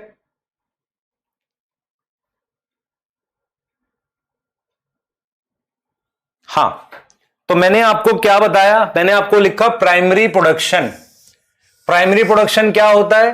Amount of biomass produce by primary producer per unit area in given time. किसी गिवन टाइम में पर यूनिट एरिया में कितना बायोमास बना, उसे हमने क्या बोल दिया? प्राइमरी प्रोडक्शन बोल दिया। कोई डाउट है तो बताओ, सोचो, खुद से सोचना। मान लो इस एरिया में 1 मीटर स्क्वायर में 10 केजी बायोमास था, जो भी प्लांट्स थे, ऐसा नहीं सिर्फ ट्री, और भी कोई चीज थी, 10 केजी था। थोड़ी देर बाद, मतलब थोड़ी देर बाद हो सकता है हम 6 महीने ले ले, 3 महीने ले ले, हमने कोई फिक्स नहीं किया टाइम, हमने कहा कुछ टाइम में मेरे पास ये बायोमास बन के 15 केजी हो गया, और मैंने क्या लिया? पर मीटर स्क्वायर में। तो यूनिट क्या रखी है मैंने? किलो कैलोरी पर मीटर स्क्वायर, केजी पर मीटर स्क्वायर। इसको हमने प्राइमरी प्रोडक्शन लिखा, ठीक है, प्राइमरी प्रोडक्शन। अब आओ जरा, ये क्या होता है प्राइमरी प्रोडक्टिविटी? ये दो टर्म्स हैं जिसमें बच्चे कंफ्यूज रहते हैं। प्राइमरी प्रोडक्टिविटी क्या होता है? ये रेट होता है। रेट का मतलब टाइम डिवाइड करना पड़ेगा मुझे। अब ये होता है rate of biomass, rate of primary production. Rate of primary production is primary productivity.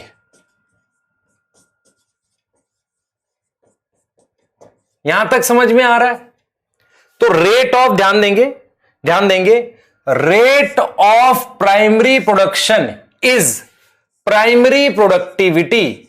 उसे हमने क्या बोल दिया? प्राइमरी प्रोडक्टिविटी बोल दिया।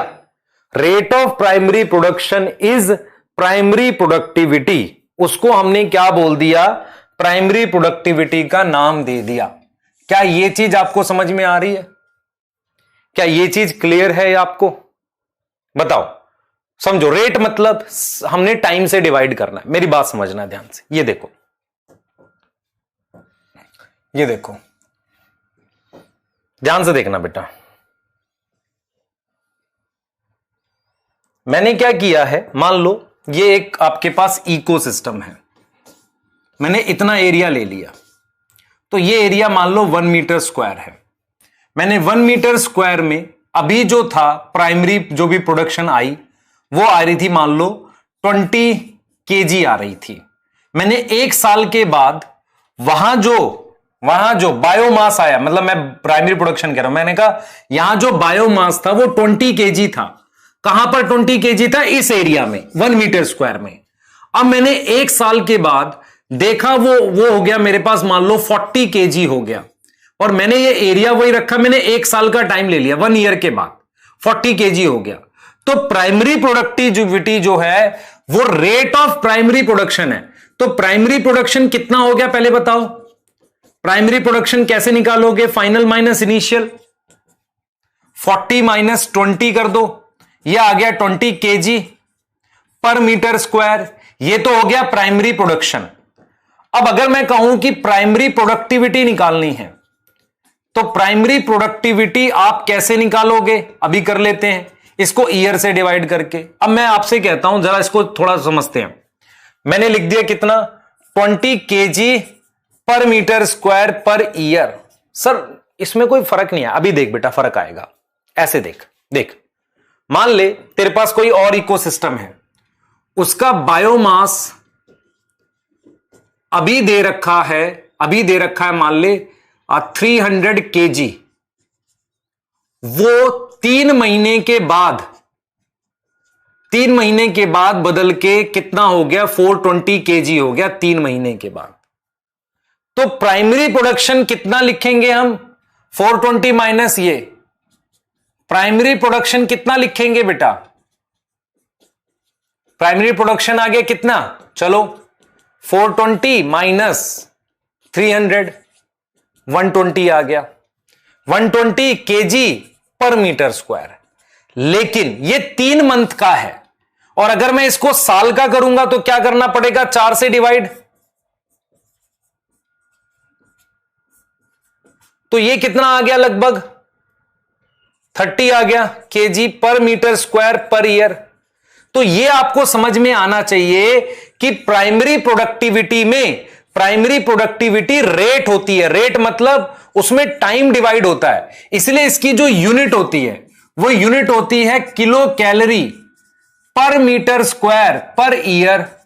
ठीक है, या हम लिख सकते हैं केजी पर मीटर स्क्वायर पर ईयर। इसमें से कोई भी यूनिट आप लिख सकते हो, दैट इज प्राइमरी प्रोडक्टिविटी। अब एक बच्चा उठ के आएगा, फिर कहेगा कि सर आपने प्राइमरी प्रोडक्शन समझाया, वो अमाउंट है और उसको हम कभी भी कैलकुलेट कर सकते हैं। आज देख लो, साल भर बाद, 2 साल, 5 साल, 6 महीने, 3 दिन, किसी की बात भी, गिवन टाइम कह दिया, चलो ठीक है मान लेते हैं। प्राइमरी प्रोडक्टिविटी एक यूनिट टाइम लेना पड़ेगा, 6 महीने, साल भर आपको एक टाइम लेना पड़ेगा, वो प्राइमरी प्रोडक्टिविटी हो गई। तो आप प्राइमरी प्रोडक्शन और प्राइमरी प्रोडक्टिविटी दोनों अलग अलग क्यों पढ़ा रहे हो, और फिर नीड क्या है, मतलब बेटर क्या है पढ़ने के लिए, क्या होता है एग्जैक्टली, सुन ले ध्यान से। अगर मैं आपसे कहूं, ध्यान से सुनना बेटा, मैं आपसे कहूं कि how primary production differ from primary productivity, इनका यूज क्या है, हम अलग अलग पढ़ते क्यों हैं। मैं आपको एक एग्जांपल देता हूं, ध्यान से सुने बेटा। एक डेजर्ट है, एक मान लो डेजर्ट है, और एक मेरे पास फॉरेस्ट है। अगर मैं आपसे एक सिंपल सी बात पूछूं कि मुझे बताओ डेजर्ट और फॉरेस्ट में किसमें ज्यादा खाना बनेगा, किसमें प्रोडक्शन ज्यादा होती होगी, आप कहोगे सर डेफिनेटली फॉरेस्ट में ज्यादा होगी। जरा मैं कुछ डाटा लिखता हूं, आपको समझना। मैंने प्राइमरी प्रोडक्शन के कुछ डाटा दिए आपको, प्राइमरी प्रोडक्शन के कुछ डाटा लिख रहा हूं मैं यहां पर। मैंने लिखा जनवरी से मार्च तक की बात कर ली, मैंने वो 10 kg पर मीटर स्क्वायर लिखा। सेम चीज यहां पर प्राइमरी प्रोडक्शन का जो डाटा लिखा है जनवरी, और इसमें देखो ये थोड़ा बड़ा हो गया, मैं इसको कम कर देता हूं, मैं लिख देता हूं 2 kg पर मीटर स्क्वायर। यहां पर जनवरी और से लेकर मार्च तक मेरे पास आ जाएगा 10 kg पर मीटर स्क्वायर। चलो ठीक है, फिर क्या हुआ, यहां पर अप्रैल, जून, जुलाई में काफी बारिश भी हो गई, तो ये किसी वजह से 15 kg पर मीटर स्क्वायर तक चला गया। डेजर्ट में बारिश हो गई उस समय, ठीक है, यहां पर उतनी बारिश नहीं हुई किसी रीजन से, फॉरेस्ट में इस साल उतनी बारिश नहीं हुई, तो ये रह गया 12 kg पर, ठीक ठाक हुई 12 kg पर मीटर स्क्वायर। फिर जुलाई के बाद अगस्त से लेकर पूरा दिसंबर तक उतना ज्यादा ना बारिश, और गर्मी खूब थी, ठंड खूब थी, तो ये 1 kg पर मीटर स्क्वायर आया प्राइमरी प्रोडक्शन। इसका मेरा अगस्त से लेकर दिसंबर तक का भी लगभग मेरे पास आ गया, मान लो 15 kg, या मान लेते हैं 10 kg पर मीटर स्क्वायर। मेरा पॉइंट यह है, ऐसा बिल्कुल हो सकता है कि किसी गिवन टाइम पे डेजर्ट की प्राइमरी प्रोडक्शन इसकी प्राइमरी प्रोडक्शन से ज्यादा आ गई। अगर आप देखो ध्यान से, अगर आप ध्यान से देखो, डेजर्ट की प्राइमरी प्रोडक्शन किसी गिवन समय पर ज्यादा आ गई फॉरेस्ट से, लेकिन जब आप पूरे साल की कंपेयर करोगे, पूरे ईयर की लोगे, देखो पूरे साल की अगर आप लोगे तो ये ऐड हो जाएगा पूरे साल की, तो इसमें आपके पास लगभग ये कितना आ गया, आप देखो बेटा 32 केजी पर मीटर स्क्वायर पर ईयर आ गया, और ये पूरे साल का आया तो ये कितना आ गया, आप देखो जरा, कम आ रहा है ना ये 15 11 कितना हो गया बेटा 28 केजी पर मीटर स्क्वायर। तो मैं आपको ये समझा रहा हूं कि ये क्या आ गई, प्राइमरी प्रोडक्टिविटी, प्राइमरी प्रोडक्टिविटी आ गई, और ये क्या आ गई, ये भी प्राइमरी प्रोडक्टिविटी आ गई। तो ये सारी कहानी आपको क्या समझा रही है, ये समझा रही है कि किसी दो इकोसिस्टम को कंपेयर करने के लिए मेरे पास बेस्ट मेथड होता है प्राइमरी प्रोडक्टिविटी, क्योंकि किसी भी रीजन से किसी गिवन टाइम पे प्राइमरी प्रोडक्शन बढ़ सकती है। समझो इस बात को, तो मैं इस बात को ऐसे लिखूंगा, मैं ऐसे लिखूंगा कि primary productivity is use to, क्या किस लिए यूज होगा, use to compare two ecosystem. अगर मुझे दो इकोसिस्टम को कंपेयर करना है तो मुझे टाइम फैक्टर के साथ कंपेयर करना पड़ेगा। किसके साथ कंपेयर करना पड़ेगा, टाइम फैक्टर के साथ। समझो ध्यान से, क्लियर है, क्लियर है ये चीज, समझो इस चीज को। तो हम यहां पर बिल्कुल कह रहे हैं कि टाइम फैक्टर के साथ उसे हमें कंपेयर करना पड़ेगा। तो primary productivity is use to compare two ecosystem, दो इकोसिस्टम को कंपेयर करने के लिए यूज की जा सकती है। फॉर एनी गिवन टाइम, किसी गिवन समय के लिए डेजर्ट की प्राइमरी प्रोडक्शन ज्यादा हो सकती है, can be greater than forest, but primary productivity forest की ज्यादा आएगी। क्या यह बात समझ में आएगी कि नहीं, फॉरेस्ट इज मोर। अब वापसी जाते हैं, जरा फिर से समझते हैं मैंने आपको क्या कहानी समझाई। मैंने आपको समझाया एक इकोसिस्टम लो, ठीक है, उसका एक एरिया ले लो, पॉन्ड ले लो, पॉन्ड भी इकोसिस्टम, एक एरिया लो, उस एरिया में जो भी प्लांट्स हैं कुछ समय के बाद आप रैंडमली देखो कितना बायोमास बढ़ा, ठीक है, केजी में, है ना, और ग्राम में देख सकते हो, ग्राम पर मीटर स्क्वायर, केजी पर मीटर स्क्वायर, या किलो कैलोरी पर मीटर स्क्वायर, किसी में भी देख लो, तो कितना मतलब बायोमास बढ़ा, वो प्राइमरी प्रोडक्शन है। लेकिन अगर आप प्राइमरी प्रोडक्शन की स्पीड देखते हो, रेट देखते हो, टाइम से डिवाइड करते हो, तो प्राइमरी प्रोडक्टिविटी है। प्राइमरी प्रोडक्टिविटी दो अलग अलग इकोसिस्टम को कंपेयर करने के लिए काम आती है, क्योंकि वो एक एवरेज वैल्यू देती है। वो क्या देती है बेटा, एक एवरेज वैल्यू देती है। तो इसीलिए दो इकोसिस्टम को कंपेयर करने के काम आती है, हमेशा दो इकोसिस्टम को कंपेयर करती है। कौन कंपेयर करती है बेटा, प्राइमरी प्रोडक्टिविटी कंपेयर करती है। दो इकोसिस्टम को हमेशा कंपेयर करने के काम आती है, इसलिए हम इसको यूज करते हैं। आ जाओ आगे की कहानी। अब हमारे पास बेटा प्राइमरी प्रोडक्टिविटी की भी दो टाइप होती है, एक जीपीपी, ध्यान से समझना, ग्रॉस प्राइमरी प्रोडक्टिविटी। अच्छा, ये क्या होता है, एनपीपी, नेट प्राइमरी प्रोडक्टिविटी है। एक हो गई ग्रॉस और एक हो गई नेट। ये दोनों क्या होती है, अभी बात कर लेते हैं, अभी समझ लेते हैं दोनों को। ग्रॉस क्या होती है, नेट क्या होती है, दोनों को अभी समझ लेते हैं, 2 मिनट लगेगा। सुन लो ध्यान से। आपके पास, ध्यान समझना, आपके पास ये जो फॉरेस्ट था, ये जो इसका एक एरिया ले लिया, इसका बायोमास मान लो 10,000 100 केजी पर मीटर स्क्वायर था, ये वाला। मैंने एक साल के बाद ये देख लिया 140, 140 kg पर मीटर स्क्वायर, ये बायोमास आ गया। ठीक है, इसका बायोमास ये आ गया। अब मेरी बात समझना ध्यान से, हमारे पास क्या होता है बेटा, इन पर जो लाइट पड़ी, इन्होंने जो बायोमास बनाया था पर यूनिट एरिया वो था 160 kg पर मीटर स्क्वायर। इन्होंने जो बायोमास एक्चुअल में बनाया था वो 160 kg पर मीटर स्क्वायर था, पर इन प्लांट्स ने अपना भी कुछ यूज कर लिया रेस्पिरेशन में। लगभग इन्होंने रेस्पिरेशन करके कुछ खर्चा कर लिया। जैसे मैं आपसे कहता हूं कि मान लो आप एक बड़े डॉक्टर या कुछ एक बड़े साइंटिस्ट या कुछ भी एक बन जाए, आपकी इनकम है 100 रुपए, ठीक है, आपकी इनकम है 100 रुपए, क्लियर है। तो मैं पूछूंगा ग्रॉस इनकम कितनी है, 100, घर लेकर गए आप 60 रुपए, है ना, 40 खर्चा हो गया। तो आपके घर में कितने पैसे बढ़े, 40, 60 ही तो बढ़े, 40 खर्चा हो गया। तो जो नेट होती है दो है, ग्रॉस प्राइमरी प्रोडक्टिविटी, ग्रॉस होती है 100 रुपए, कितना आपने टोटल बायोमास बनाया, तो total biomass increase per unit area per unit time. किसी यूनिट टाइम, एक साल में आपने कितना बायोमास बनाया, इंक्रीज लिख रहे हैं हम लोग, बायोमास प्रोड्यूस किया, मतलब यहां इंक्रीज लिख लो या बायोमास प्रोड्यूस लिख दो, तो कितना आपने बायोमास एक साल में बनाया, समझ लो ध्यान से।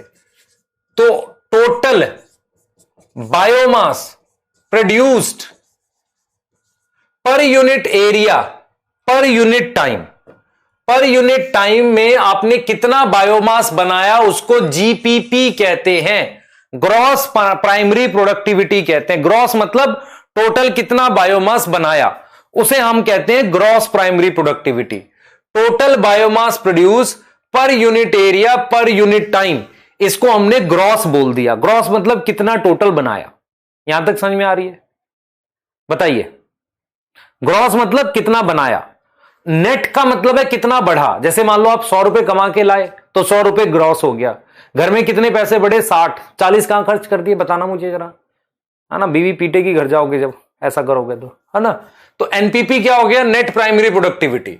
तो it is amount of increase है, प्रोड्यूस नहीं है, अमाउंट ऑफ इंक्रीज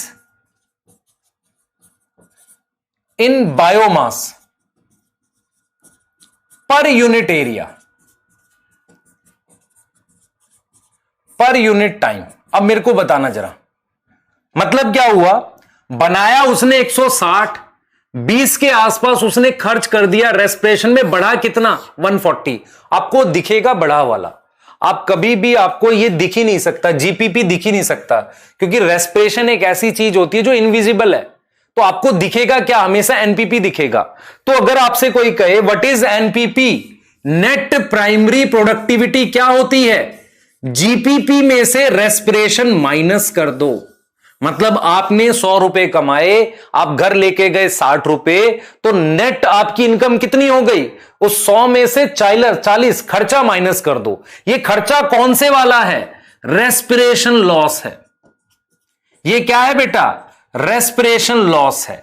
ये जीपीपी क्या है, ये टोटल अमाउंट ऑफ फोटोसिंथेसिस है, total amount of biomass produce है, प्रोड्यूस कितना बनाया, और ये टोटल इंक्रीज है, total amount of biomass increase है,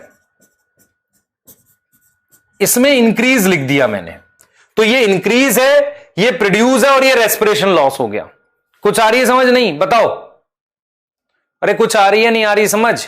तो हमने यहां पर क्या लिखा है, जरा दिमाग लगाएंगे।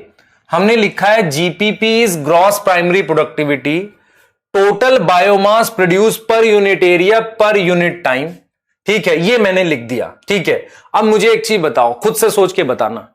प्लांट में जैसे आप एक चीज देखो, आज ये प्लांट है, ठीक है, ठंड आ गई है, बिल्कुल ठंड के समय इस प्लांट को आप देख रहे हो, इसमें 4 लीफ हैं और 2 हफ्ते के बाद भी 4 लीफ है।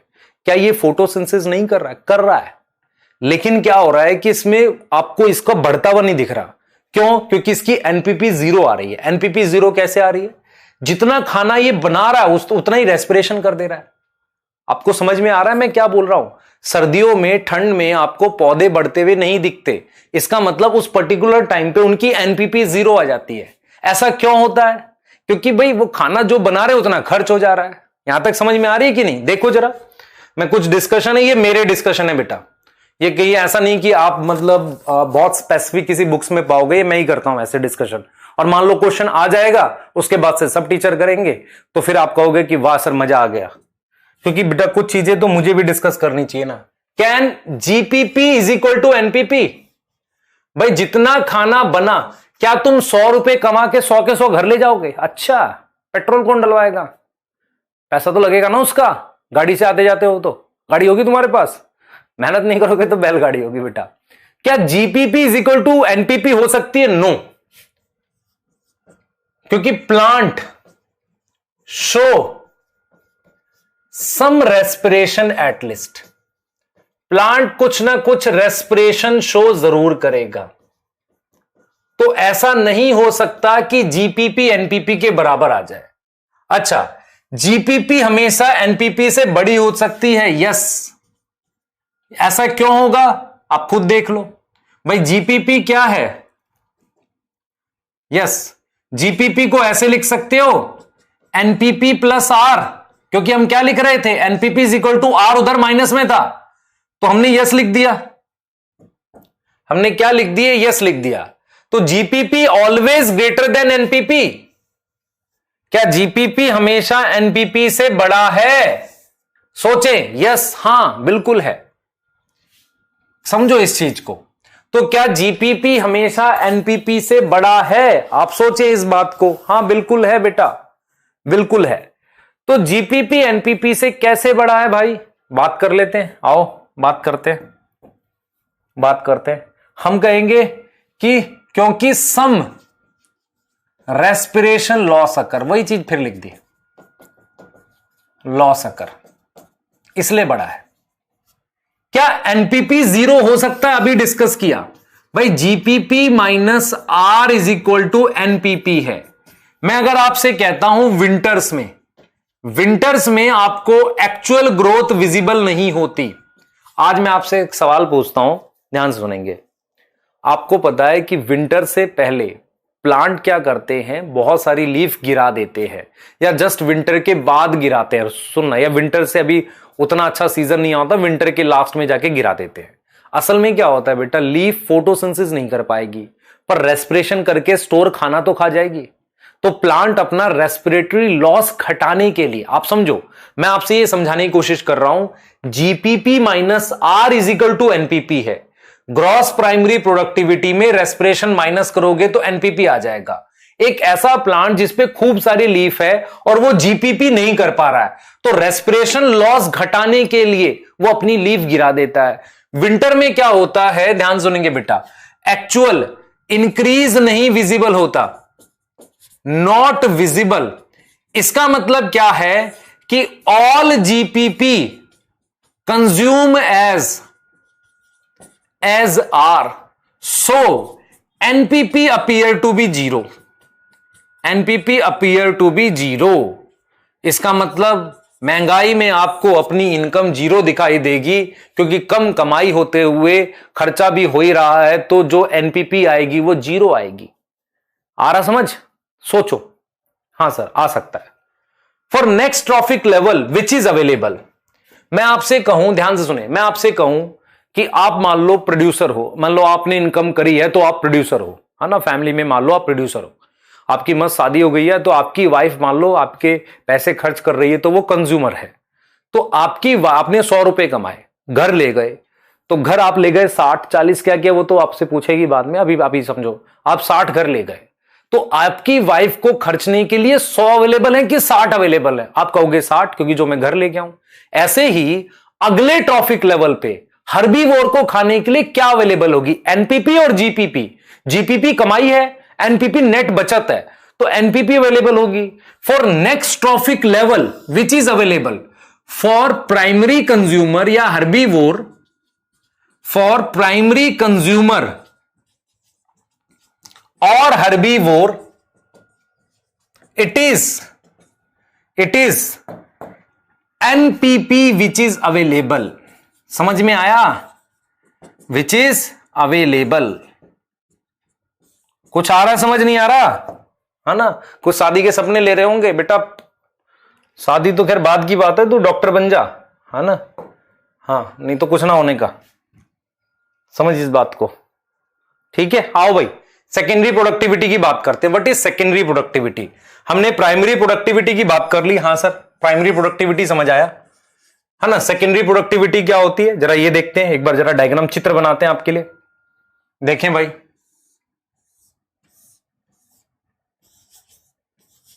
ठीक है, ये ट्री है। हाँ सर, इनका कितना बायोमास था? हमने कहा कि इनका बायोमास था 20 kg पर मीटर स्क्वायर, ठीक है। इन्होंने एक साल के बाद 25 kg पर मीटर स्क्वायर है, ठीक है, क्लियर है।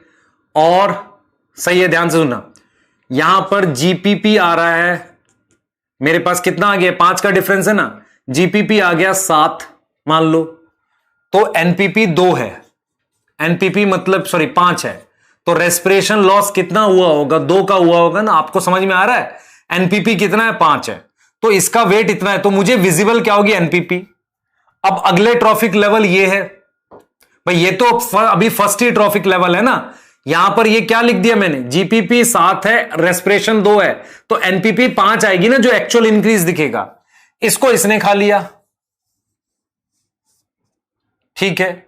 अब इसका बायोमास जो था वो मान लो 10 kg था, इसको खाने के बाद इसका बायोमास खाया इसने, इसका बायोमास बढ़ गया, कितना हो गया? मान लो 10.5 kg हो गया। तो कितना बायोमास बढ़ा इसका? इसका अपना कितना बायोमास बढ़ा? ये हर्बीवोर है बेटा, हर्बीवोर है, सिंचन नहीं है ये, कुछ नालायक टाइप के बच्चे हैं ये। हर्बीवोर, कितना बायोमास बढ़ा? 0.5।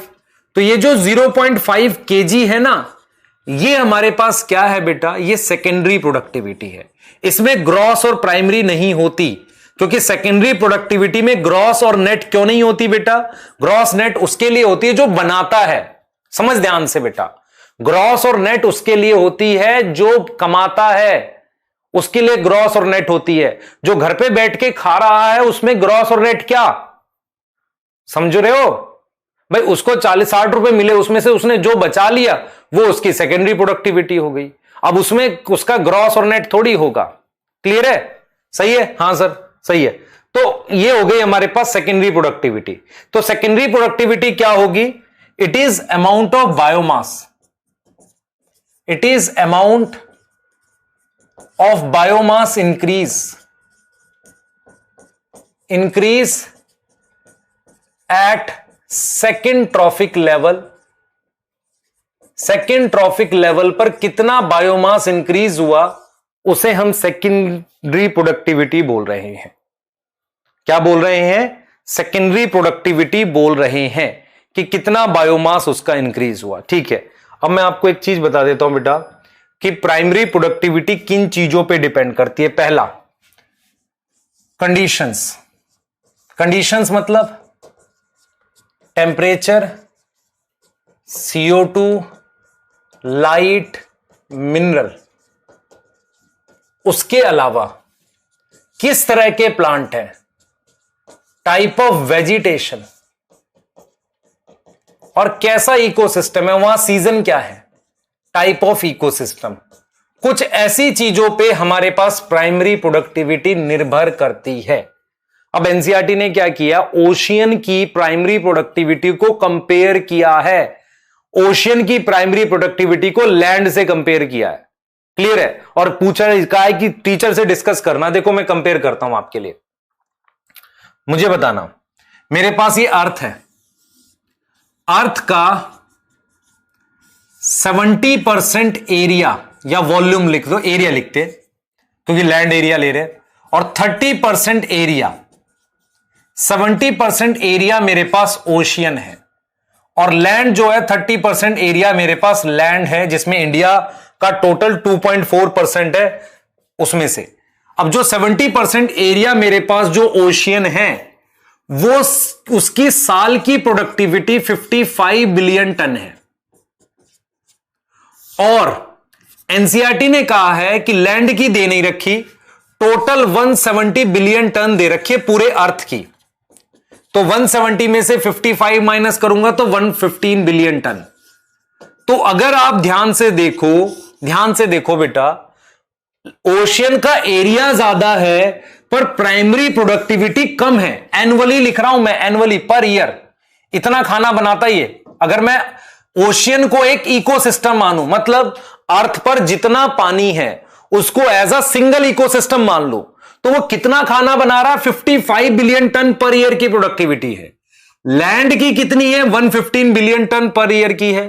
तो ओशियन उतना खाना नहीं बना रहा है। इसका रीजन सुन लो ध्यान से बेटा। लैंड पर क्या होता है? लाइट पेनिट्रेशन ज्यादा है। अगर आप ध्यान से देखोगे, ओशियन में लाइट पेनिट्रेशन डिपेंड करता उसकी डेप्थ के हिसाब से। आप याद करो 10% लाइट भी काफी होती है अर्थ पर फोटोसिंथेसिस कराने के लिए। तो रीजन है कि इन वाटर हमारे पास क्या है बेटा? लाइट पेनिट्रेशन कम है। लाइट पेनिट्रेशन उतनी नहीं होती, नॉट हाई, उतनी ज्यादा नहीं हो पाती। इस वजह से डीपर लेयर्स में फोटोसिंथेसिस नहीं होती। डीपर लेयर्स में नो फोटोसिंथेसिस। लैंड पे अगर आप देखोगे ना, नीचे से ऊपर, अगर आप ध्यान से देखो बेटा, ध्यान से सोचो, खुद से ध्यान से सोचो, एक ट्री जो है, ये ट्री है, ये ट्री यहां पर से लेकर यहां पर है। तो आप खुद सोचो, ट्री ने टोटल कितना एरिया ले रखा है? सिर्फ इतना ले रखा है कि नहीं? बताओ। ट्री ने टोटल इतना एरिया ले रखा है, लेकिन यहां भी फोटोसिंथेसिस कर रहा है, यहां भी कर रहा है, यहां भी कर रहा है, यहां भी कर रहा है, यहां भी कर रहा है। पर क्या ओशियन में ऐसा हो रहा है? ओशियन में फोटोसिंथेसिस सिर्फ इतने एरिया में हो रही है, मान लो, या इतने में हो रही है, ये नीचे तो हो नहीं रही। लेकिन लैंड पर देख रहे हो कितनी दूर तक फोटोसिंथेसिस हो रही है, कई गुना एरिया में हो रही है, क्योंकि वहां पर बढ़िया अच्छी लाइट अपना आती है, वो पेनिट्रेशन होके बढ़िया फोटोसिंथेसिस होती है। तो ये एक रीजन है आपको लैंड का पानी से कंपैरिजन। अब कुछ क्वेश्चंस के लिए बता रहा हूं जो आपको याद रखना है। अगर मैं लैंड पर कंपेयर करूं तो सबसे ज्यादा प्राइमरी प्रोडक्टिविटी ट्रॉपिकल फॉरेस्ट की आएगी जो इक्वेटर के पास आते हैं। उसके बाद आती है टेम्परेट फॉरेस्ट। टेम्परेट कौन से होते हैं? जिनमें कम बारिश होती है। उसके बाद आ जाते हैं ग्रासलैंड, और उसके बाद आ जाते हैं डेजर्ट। डेजर्ट जितनी ही टुंड्रा में होती है, जहां पे बर्फ जमी रहती है, और भी कम होती है। तो ये लैंड का कंपैरिजन है। लैंड पर हाईएस्ट किसमें होती है बेटा? हाईएस्ट याद करनी है, ट्रॉपिकल फॉरेस्ट में फोटोसिंथेसिस होती है, प्रोडक्टिविटी होती है, इसलिए ट्रॉपिकल फॉरेस्ट ऑक्सीजन भी खूब बनाते हैं। क्लियर है? पानी में सबसे ज्यादा प्रोडक्टिविटी कोरल रीफ की होती है। ये क्वेश्चन आ गया तो गलत करोगे अगर पढ़ा हुआ नहीं है तो। सबसे ज्यादा कोरल रीफ क्या होते हैं बेटा? शैलो वाटर में होते हैं, वहां लाइट खूब पेनिट्रेट करते हैं, मिनरल्स भी खूब होते हैं। उसके बाद यूस्चरीज लिख सकते हो। उसके बाद आपका टेम्परेट ओशियन। मैंने आपको समझाया था कि टेम्परेट ओशियन में क्यों ज्यादा प्रोडक्टिविटी होती है, कुछ अपवेलिंग बताई थी। फिर ट्रॉपिकल ओशियन, ये कुछ याद रखना। तो आपको कोरल रीफ में हाईएस्ट है। अच्छा, अगर मैं इसको इससे कंपेयर करूं तो भी कोरल रीफ में हाईएस्ट है। क्लियर है? तो अगर मैं प्राइमरी प्रोडक्टिविटी वैसे कहूं तो देखो बेटा, पानी में, वाटर में हाईएस्ट कोरल रीफ में होती है। जहां कोरल रीफ होते हैं वहां काफी ज्यादा फोटोसिंथेसिस होती है, इसीलिए वहां पर काफी फिश भी आ जाती है खाने के लिए। लैंड पर ट्रॉपिकल फॉरेस्ट। आपसे अगर मैं पूछूं कि मुझे बताओ कौन सी ऐसी क्रॉप है जिसमें, खेती वाली क्रॉप, जिसमें प्राइमरी प्रोडक्टिविटी बहुत हाई होगी, तो अगर हम बात करते हैं एग्रीकल्चरल क्रॉप की, तो उसमें हम नाम लिख रहे हैं, हम उसमें नाम किसका लिख रहे हैं बेटा? शुगर केन फील्ड का। यह क्वेश्चन आ सकता है। शुगर केन फील्ड की हाईएस्ट प्रोडक्टिविटी होती है।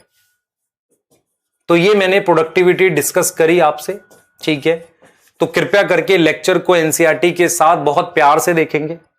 काफी अच्छा मैंने कुछ कंपैरिजन किया। अगर आपको कुछ भी डाउट है तो प्लीज चैट में लिखिए।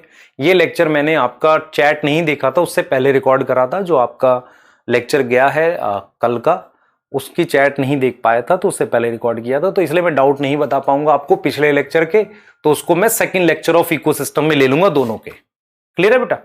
ठीक है, नेक्स्ट क्लास में मिलते हैं, डिस्कस करते हैं। ठीक है, बाय।